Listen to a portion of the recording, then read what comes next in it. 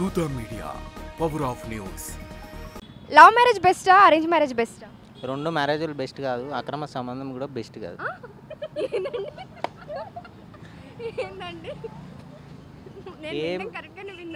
మీరు కరెక్ట్గానే విన్నారు. కాకపోతే మనం పెళ్ళి చేసుకోకుండా ప్రశాంతంగా తిరగడం బెటర్.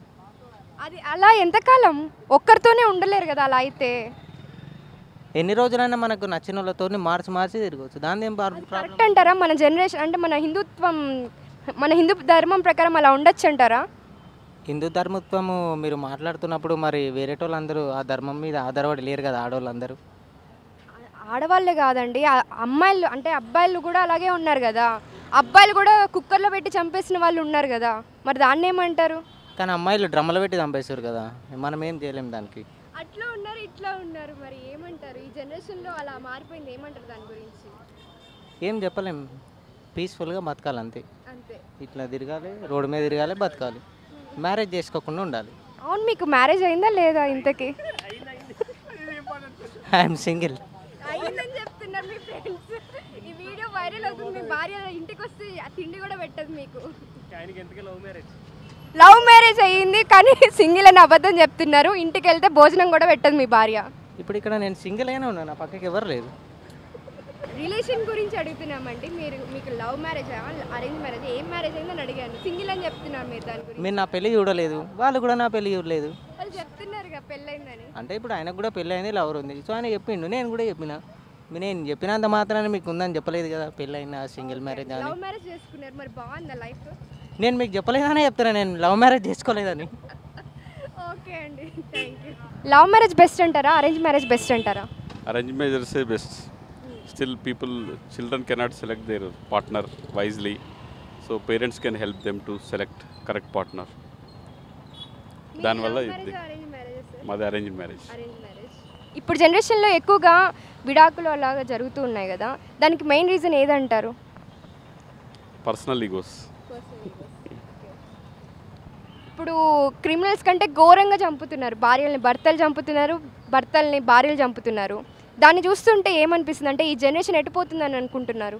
అంటే ఎక్కువ వాళ్ళు వాల్యూస్తో పెరగని వాళ్ళు ఉంటారు కదా ఫ్యామిలీస్లో, అట్లాంటి వాళ్ళు ఇట్లాంటి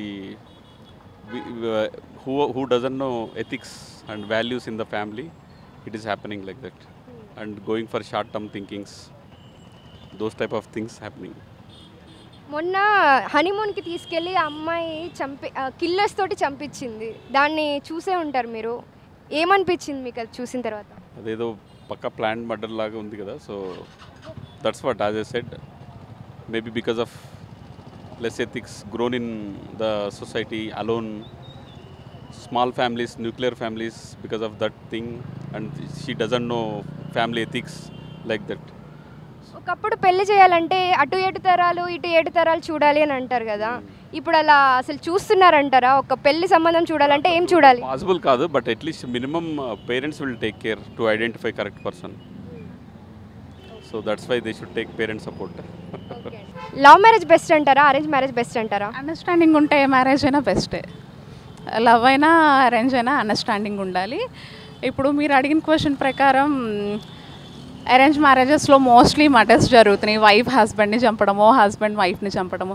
అదేంటి అంటే because of third person. Before marriage or after marriage third person involve అయితే ఖచ్చితంగా ఈ మర్డర్స్కి వే అవుతుందన్నమాట. ఒకటి, మనం పెళ్లి చేసుకోబోయే ముందు మన పార్ట్నర్కి ఎవరైతే మన పార్ట్నర్ వస్తున్నారో పాస్ట్ ఏమైనా ఉందో తెలుసుకోవాలి. ఫ్రీగా మూవ్ అవ్వాలి వాళ్ళతో. చూసిన వెంటనే మ్యాచ్ సెట్ అయిన వెంటనే పెళ్లి చేసుకుంటే ఇలానే అవుతాయి. అట్లీస్ట్ 1 month అన్నా ట్రావెల్ చేస్తే కొంచెం ఓపెన్ అప్ అయితే ఇవి జరగడానికి ఛాన్సెస్ తక్కువ అని నా ఒపీనియన్. ఇప్పుడు సంవత్సరాల తరబడి లవ్ చేసుకున్న వాళ్ళు కూడా విడిపోతున్నారు. ఇప్పుడు 1 monthలో వాళ్ళని మీరు చెప్పినట్లు 1 monthలో ట్రావెల్ చేసి తెలుసుకోలేరు కదా. అది వాళ్ళ అండర్స్టాండింగ్ నేచర్ని బట్టి ఉంటుంది. కొంతమంది 1 year లవ్ చేసుకొని లైఫ్ లాంగ్ హ్యాపీగా ఉంటారు. కొంతమంది ఇయర్స్ లవ్ చేసుకొని 1 yearలో డివోర్స్ తీసుకొని సపరేట్ అయిన వాళ్ళు ఉంటారు. Depends upon their mind set అంతే. ఇప్పుడు ఈ క్రిమినల్స్ కంటే ఘోరంగా చంపేస్తున్నారు భర్తల్ని భార్యలు చంపేస్తున్నారు. దాన్ని చూస్తే మీకేమనిపిస్తుంది? టెక్నాలజీ 50% టెక్నాలజీ వల్ల కూడా ఇట్లానే జరుగుతున్నాయి.